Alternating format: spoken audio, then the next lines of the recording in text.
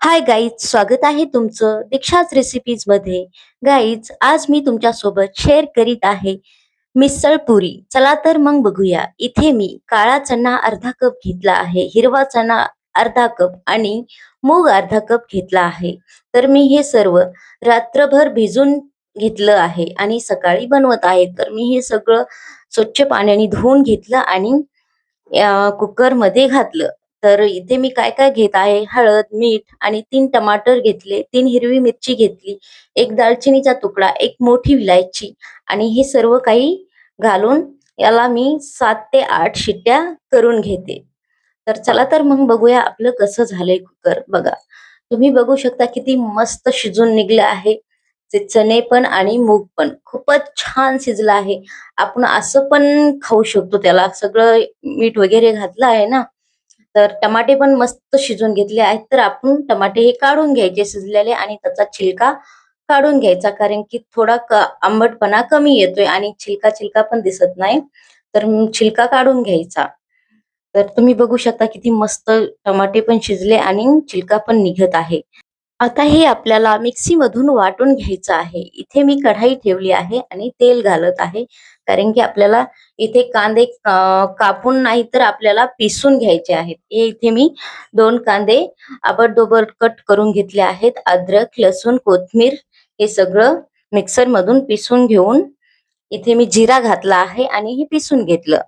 तर जिरा घालून जिराला तडका दिला आणि हे पिसलेलं लसूण, अद्रक हे कांदा पेस्ट टाकून दिला आणि हे टमाटर पिसून घेत आहे. तर मी ते पिसून घेतल्याच्या नंतर थोडीशी हळद, मीठ, आपलं लाल तिखट, धना पावडर आणि थोडासा घाटी मसाला घातला आहे आणि ही हिरव्या मिरच्यांची चटणी आहे थोडीशी. चवीसाठी मी असंच घातली तिला. ते नाही घातले तरी चालेल. तर हे सगळं मी एवढा मसाला तुम्ही बघितलं तेवढं घातलं आहे आणि याला मस्तपैकी असं तळून घेत आहे. भाजून एकदम तेल सुटेपर्यंत आपल्याला याला मस्त हे करून घ्यायचंय, कारण की आपण कांदा कच्चा वाटून टाकलेला आहे. तर आपल्याला तेल सुटेपर्यंत याला खालीवरी खालीवरी मस्त त्याचा कलर ब्राऊन कलर होईपर्यंत आपल्याला त्याला भाजायचंय. तर थोडस आपण त्याला 2 मिनिटं झाकून ठेवायचं. दुसरं काही करून घेऊया. तर बघा किती मस्तच हे झालं. तेल सुटलं आहे, कांदा आपला सगळा मसाला तळून निघला आहे. तेल सुटलं की मसाला समजायचं तळून निघला. तर आपण आता इथे टमाटर पिसून घेतलेलं ते टाकलं आहे. त्याला पण थोडं आपल्याला 5 मिनिटं, 5 मिनिटं पण नाही, ते तर ऑलरेडी शिजलेलंच आहे. पण थोडं तेल सुटेपर्यंत घ्यायचं भाजून. मग सगळं झालं तर बघा किती मस्त, इतकी मस्त त्याचा स्वाद येत होता, खुशबू येत होती ना. पुरं किचन महकलं होतं. इतकी मस्त मिसळ, तर अंजली पण आली म्हणे, "काय मस्त म्हणे वास यायलाय मम्मी." तर बघू शकता तुम्ही किती मस्त तेल सुटलंय, सगळं तळून निघलंय आणि मग ते तळून झालं की आपल्याला हे चणे टाकून द्यायचे त्याच्यात, ही मिसळ, चना मिसळ. तर बघा किती मस्त टेक्स्चर यायलंय त्याचं, म्हणजे लय तर गहाडी पण नाही, लय हे पण नाही, पतली पण नाही. आपल्याला जसं पुरी सोबत खायला एकदम छान मिसळ झाली होती ना. तर आता आपण पुरी बनवून घेऊया गरम गरम. तर इथं मी आता तिकडे थोडं 2 मिनिटं ठेवलंय गॅसवर आणि इकडं पुरी बनवून घेत आहे. तर पुरी पण फटाफट बनवायची आयडिया सांगते मी. आपली मोठी चपाती लाटायची कळपाट भरून, मी जशी लाटली तशी, आणि त्याच्यातून जसं 4 भागात त्रिकोण करून घ्यायच्या.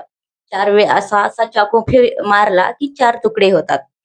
तर फटाफट पुऱ्या बनतात, कारण की पुऱ्या बनवायला 2 माणसं लागतात ना, पण इथे एका जणाला होते. ही अशी कापून घ्यायची आणि अशा मस्त पुऱ्या बनतात ना, टमटमीत फुगतात बी आणि फटाफट होतात बी. तरी मग तिकडे भाजी पण झाली आणि इकडे पुरी पण झाली. चला तर मग आता आपण बघूया माझी भाजी मिसळ पुरी कशी झाली आहे. आणि हो, मिसळ पुरी आवडली तर लाईक करा बर का, आणि चॅनेलला सबस्क्राईब करायला विसरू नका. तर तुम्ही बघू शकता आपल्या भाजीचं, मिसळ भाजीचं टेक्स्चर कसं आलं आहे. तर प्लीज, आवडली तर लाईक करा, चॅनेलला सबस्क्राईब करायला विसरू नका आणि तुम्ही पण असं नक्कीच बनवून खा. खूपच ही नवीन रेसिपी आहे आणि खूपच खूपच चवदार बनली आहे ही मिसळ भाजी. तर तुम्ही नक्कीच ट्राय करा. चला तर मग उद्या भेटूया. टाटा.